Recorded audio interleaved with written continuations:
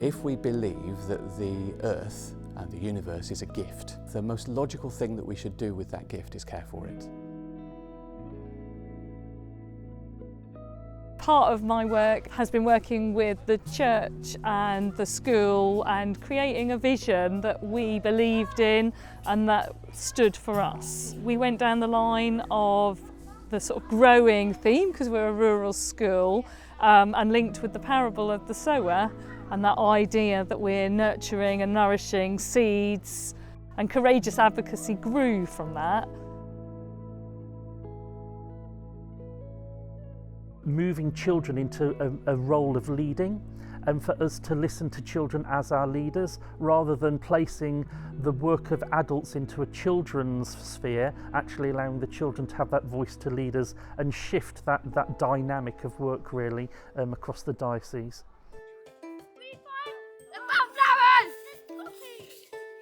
Have we got everybody? At Easter time, we built this bug hotel. A bug hotel is really important for encouraging all the bugs to have a home here. We walked around picking up sticks, pine cones, anything we could find that would make a good place for bugs to live. We have the kestrels, pigeons, blackbirds and lots more. So if we don't have any bugs, then we won't have any birds. This is Uncle Bulgaria, and he's one of the Wombles, and he represents recycling. It was part of a big competition with other churches and schools with their characters. We used some newspaper and some wool. His glasses lens are made out of Pringle lids.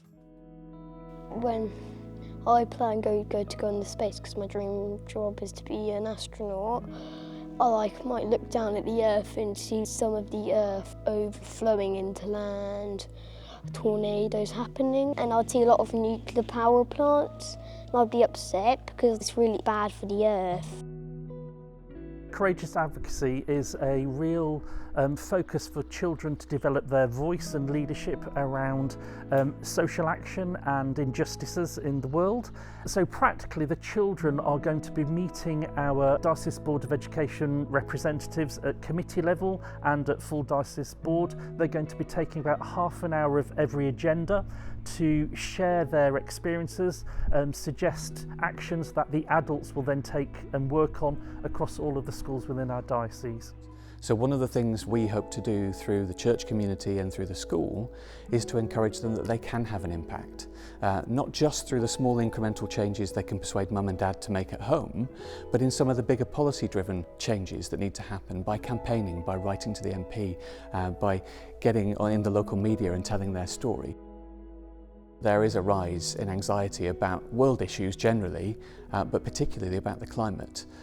It feels to them like it's obvious what the problem is, but that not enough is being done at the highest levels. I'd like the future to be like when we go on walks or bike rides, that there's no rubbish on the floor, it's all wildlife and daisies or poppies surrounding us. So we could take in all the wildlife and enjoy our day. My hope is that the church can be a place that gives voice to that hope and is a safe place for them to express their anxiety. The more we worked towards the Eco Schools programme, the more obvious it became that it was all about the children and the children's voice and them instigating different activities. We started with Eco Warriors, 2 per class, and the idea was that we refreshed that each year, but I learned that actually it had more momentum if I grew the group, and at one point I had as many as 19 because I didn't like saying no to the children that were actively coming to me to do things. We once did a water project which I think helped us to save more water. Didn't we get water butts installed? Yeah, we raised money to get water butts. By the time they're in year 6, I'm hoping that they take that with them to the next school and continue that journey that gives them the voice of the future. These are my future leaders, politicians and world changers.